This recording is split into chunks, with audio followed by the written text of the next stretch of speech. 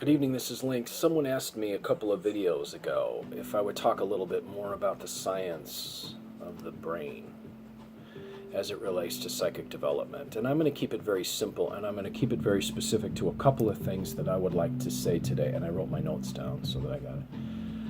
Relating to traps, psychic traps, traps that you fall into. This is the video I think I wish someone would have shown me when I was starting out. It would have saved me, I think, a lot of problems and a lot of unnecessary grief. I think there's a lot of stuff that's being told to people right now that causes them unnecessary grief. Now, let me preface this by saying that learning this for myself had its advantages, and I do not wish to deny anyone the treasure of learning these things on your own. So if this, you don't want to know any of this, you don't believe any of this, fine, that's great. For those of you who feel that you can learn from this experience and this helps you and this shortcuts things for you, that's excellent too. And then I think in both cases I've done something useful here.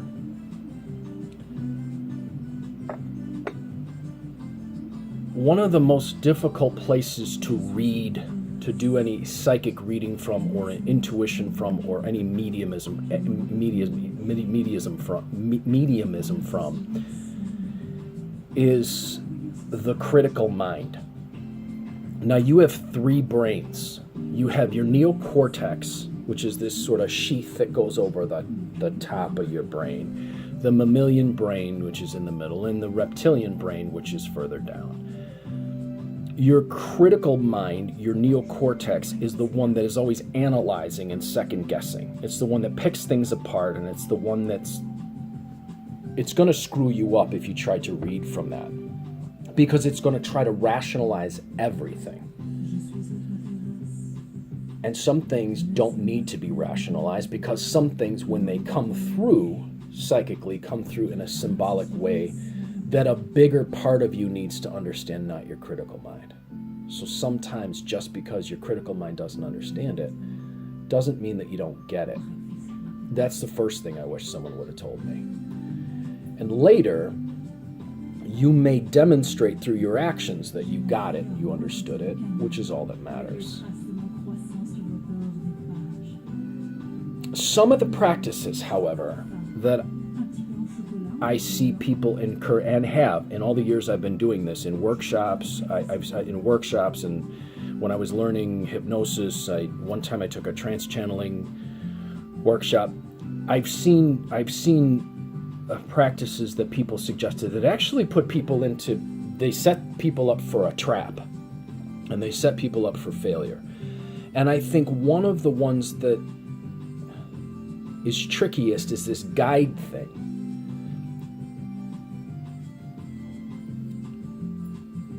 Everyone wants to tell you how to talk to your guides. Let me continue by saying that it's not that I don't believe that we have guides, that I don't believe in spirits. This is not the case at all.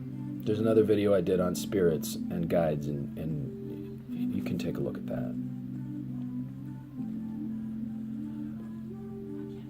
It's the way that people are saying to do it. You watch and listen constantly for your guides to be talking to you. Your guides are always trying to talk to you. At the same time, there seems to be a bias against the mind. The mind is bad, they seem to be saying, in relation to psychic development. The mind is the seat of all ego, perhaps, but it is also the seat of great power and your extrasensory perception. Try to do something without your mind and see how far you get. So right away, telling people their mind is bad is setting up a situation where we've got a two of spades.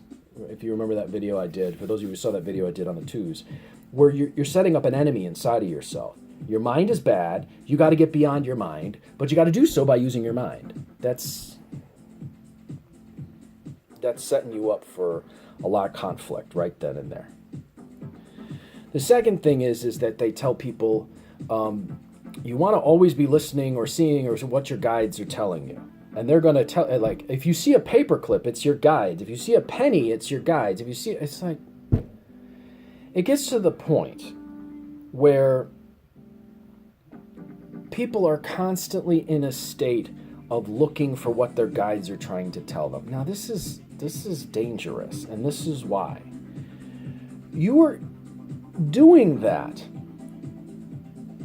getting in a place where you're constantly looking for every little sign from the great unknown does not bring peace of mind, and it does not put you in a calm place. It constantly activates your critical mind, which is constantly in a state of analysis, looking for meaning in what your mammalian brain is trying to figure out here. Now, your mammalian brain is the one that pattern matches, okay? So I once hypnotized a woman to go out, and she was spending too much time in her house. She needed to get out. She didn't want to get out. She needed exercise. She needed fresh air. She needed to get out. I hypnotized her to believe that a magic fox was leaving gum wrappers for her everywhere. So she started leaving her house, going out and finding gum wrappers. And these gum wrappers were these messages from this fox. And she found a meaning for each one of those gum wrappers. Your mammalian brain is going to, if you tell it, you're going to get all these messages. Your mammalian brain is going to constantly be looking to pattern match. And this is constantly going to, the neocortex is constantly going to be engaged, trying to understand, analyze, and find meaning in it. That does not put you in a calm state. It puts you in a constant state of, oh my gosh, I need reassurance outside of myself. There's a message outside of myself. I'm constantly needing reassurance outside of myself. That's going to alienate you from yourself and put you on edge. This is going to induce stress, whether you realize it or not, and that stress eventually leads to illness and uncertainty and pain. And I want you to think about this analogy. What happens when you are waiting for the phone to ring? When you are waiting for the phone to ring, it never rings. If you are constantly in a state of waiting for the phone to ring from your guides, you're going to be engaging that part of your brain that works against your intuition, that place you are when you're calm. When you take a walk in nature, and you meditate, and you put yourself into a calm, relaxed state. When you take yoga and everything sort of drops, and you're involved in just the movement, and you don't care about anything else, that's the place that you should be coming from when you're doing these readings. Now let's take this one step further, and then let me see if I can put this in a way that empowers you. If you're in a place where you are always looking for these messages from your guides, which can happen, and I'll tell you I think what the best way to do that is. But if you're always looking for that message from that dead relative, then you so desperately need that message from the dead relative, okay? Okay, so then why are you afraid of death? This is where your mind is going to help you incredibly. And this is where you're going to see where your mind can be your greatest ally. If you are constantly looking for messages from your dead relatives, people who've passed on, people who are in the spirit world, my question for you is, what is your fear of endings? Why are you afraid of endings? And what are you not doing in the present that endings frighten you so much? What are you ignoring in your present that you so desperately need to go for what has already ended? Change. If you constantly need guides to reassure you that the change is going to be okay, then what can you do about your confidence? That's telling you something about your confidence. And it's giving you a signal of what you can do to strengthen yourself and strengthen your confidence. These are some really good things. If you are afraid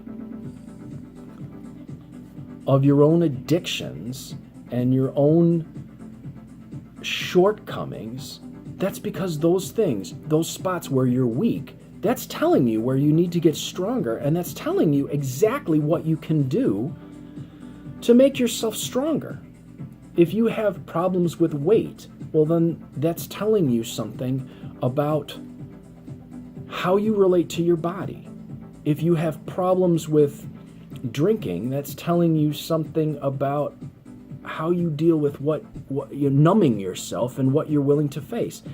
If you have problems with relationships, that's giving you a clue on how you relate to yourself. There's positives in each one of these. And instead of doing what these people are saying by ignoring your mind is bad, look at what it's trying to tell you. If you have to constantly get guidance from the other world, what do you want guidance about? Because that's teaching you something about how to strengthen yourself so you don't need constantly to be reassured from the other realms. If you so desperately want to be loved and accepted from the other world, well, then that's telling you that you're not accepting people in this realm, and that you're not accepting the physical realm that you're in, and that you're alienating it from yourself because you want some divine power to bless you. How can you bless yourself in this realm? Now, there's all sorts of ways that you can continue to look at what people want messages for as a clue from their own minds, telling them what would really strengthen them or what would make their lives better or what the key is that they're not grabbing and using. The mind is not a bad thing. It's an extremely powerful thing if you know how to use it. So my advice, because this stuff gets so crazy and people get so confused, they get caught in these traps where they're constantly looking for reassurance outside of themselves, and they're constantly engaging their critical mind, and their critical mind is analyzing and reanalyzing. Use a tool. Start with a tool. Set yourself up so that you can get calm and be in a place of calm when you use the tool. As a matter of fact, I taught my students in my crystal ball class how to use the crystal ball to immediately drop into an alpha state. If you drop in that alpha state, you're going to be more calm. You're going to have less worries. You're going to be more likely to be able to connect with the spiritual realm. Let's put it that way. If you use the tool and you get good at using the tool, eventually that's just going to spill over into the rest of your life. So there's no need to constantly be reaching outside of yourself and constantly thinking that everything that is out there is a message for you from this or that. Sometimes a cigar is just a cigar, as Freud said. Sometimes it's just a paperclip. Sometimes it's just a penny. But convincing yourself that everything is a sign, that's a good way to make yourself paranoid. That's a good way to make yourself inflated, and that's a good way to feed your ego, to believe that everything is working for you. Maybe someone dropped that penny, maybe a little girl dropped that penny, and that really bugged her, and it's her pain, and you're assuming it has everything to do with a message for you. Like I said, if you want to learn this on your own, I encourage you to, because learning it on my own it brought great treasure. But for those of you who asked me to talk a little bit more about how the brain works in relation to psychic development, I think this is a good topic to address in that case.